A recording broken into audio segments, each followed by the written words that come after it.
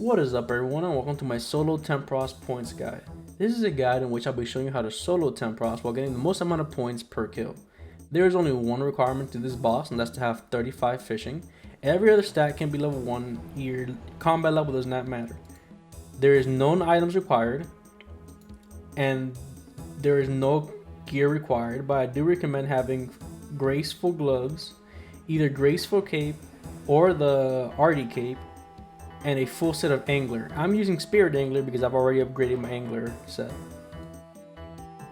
As for harpoons for Tempoross points, the best harpoon you can use is the Inferno harpoon, since you can cook the harpoon fish while you're fishing it, saving you a lot of time, followed by the crystal harpoon, then the dragon harpoon, and then the barbed harpoon, simply because you can equip it, which saves you an inventory slot, but it's no better in stats than the regular harpoon. To get to Tempoross, just board this ferry just south of the Ocarina Bank. You can board this ferry right here, and it'll take you straight to Tempoross. To show that there is no need to have any equipment or anything at all, I will be doing this completely empty of inventory and equipment. To start the boss fight, just climb this ladder and wait 30 seconds for the boss fight to begin. Once the fight begins, you'll be on this boat. Simply grab one harpoon, one hammer, one rope, and 5 buckets, and then proceed to fill up the buckets of water. Now run down the anchor and begin to fish. Tempoross won't start attacking or using its abilities until the storm intensity is 15%, so you can just relax and fish until that happens. As soon as it hits 15%, he will use a tsunami. You can see him use it here in chat, and I'll show you when it happens. When you're fishing, you want to aim for these spots where the fish are jumping, because there's a chance you can get double fish. So always keep an eye out for this.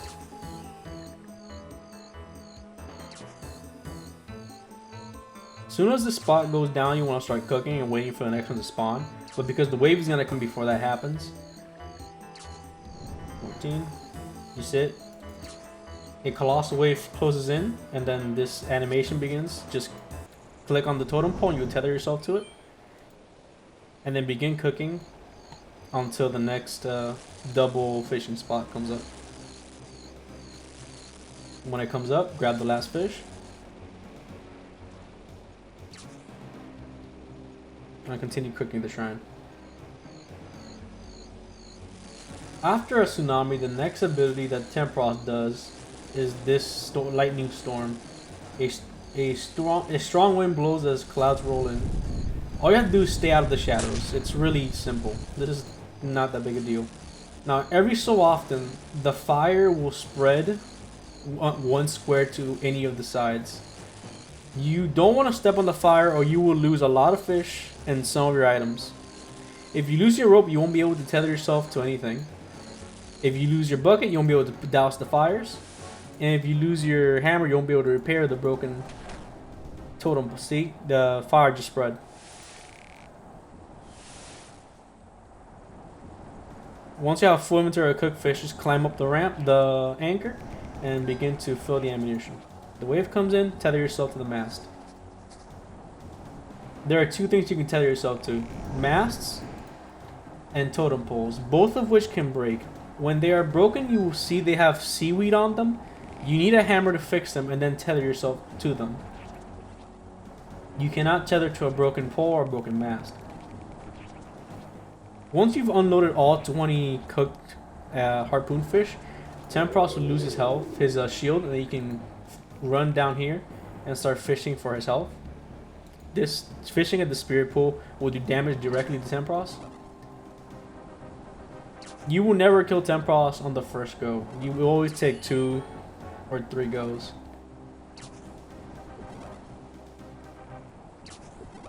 While he's down, he cannot use any abilities, so you can just click on the spirit pool and just relax for a bit.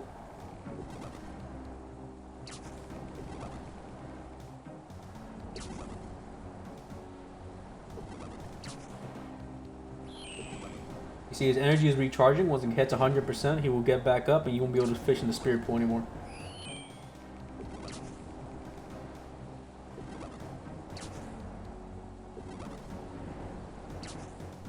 Once he's 100%, just fill up your buckets again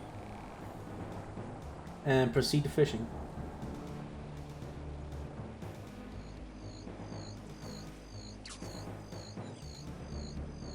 Once again, when he has 15% storm intensity, he will use a tsunami.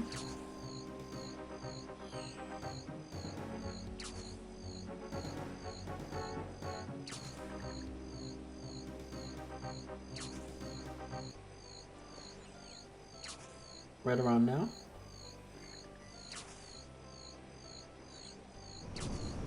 Simply tether yourself to the totem pole or the mast, which are when you're near. And continue fishing. Now here, this is not gonna last me the full inventory. And as soon as this fishing spot with the jumping fish, a double, that gives me a chance of catching double fish, goes away, I'm going straight to cooking. Because cooking is the thing that takes the longest in this minigame. Or boss fight. As I'm cooking, I'm watching to see if another one spawns in. As soon as it spawns in, you want to run over to it. I think I gotta be careful because the fire is about to start. And then continue to fish from the fishing spot.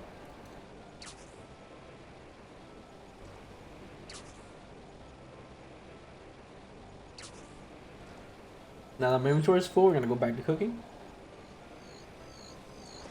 After the fire, there will always be a tsunami. It cannot be back-to-back fire. The fire spread over to here. Now you gotta be careful. You gotta make sure you douse the fire before you tether, or you will step over the fire and lose half your fish. And continue cooking.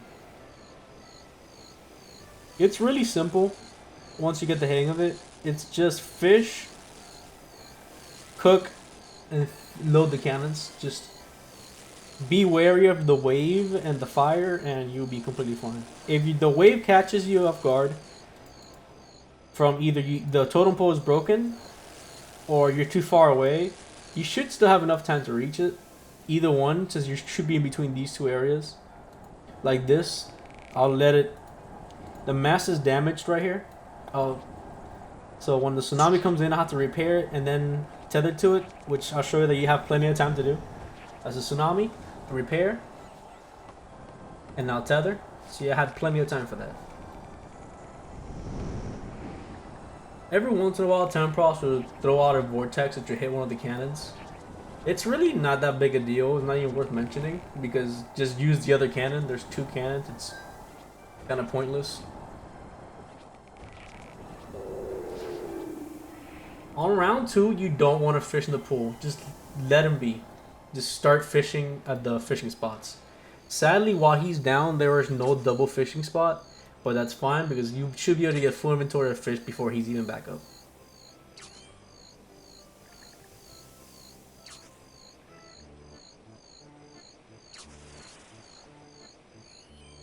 So just let him recover while you're fishing.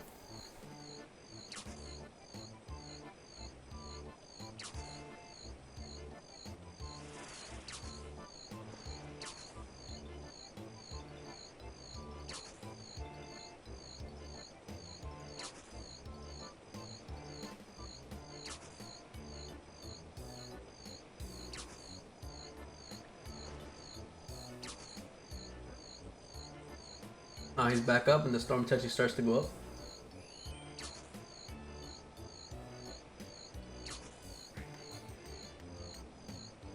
And you should be able to see the double fishing spots start spawning again.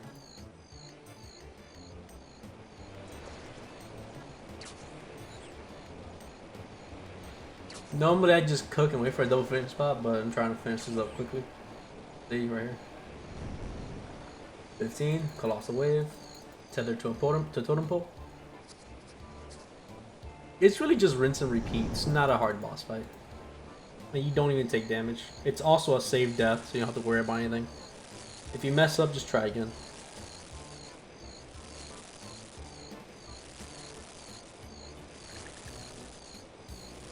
The next ability will be a storm cloud.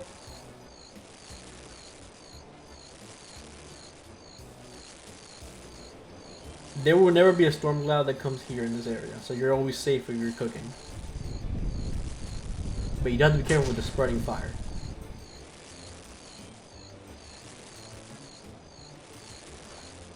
If there's fire blocking your way, just douse it with a bucket of water. And I like to douse this fire so it doesn't accidentally spread to somewhere that hurts me. It can be pretty annoying. But in this middle zone right here, you can't catch fire, so if you stand here, you're fine. Another wave, another tether.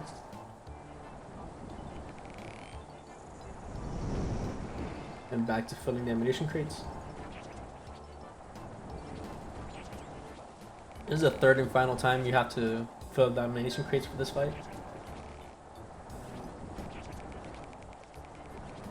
Normally, if you only wait 2 turns and you kill him on the second turn, you'd only get about 5 points, 4 to 5 points.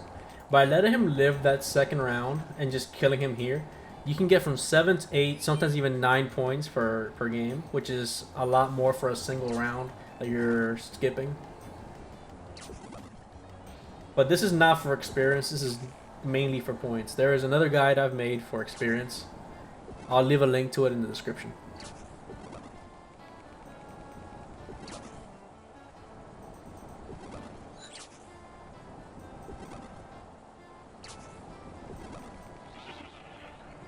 Once the boss fight is done, you got your points. All you have to do is fill up your buckets. You can either leave or just wait to be kicked. And you're ready for the next run. It's that simple. Just go back up the ladder and you can get ready for the next run. To claim all your points, you need a fishing net. And then just come here to the reward pool and just fish.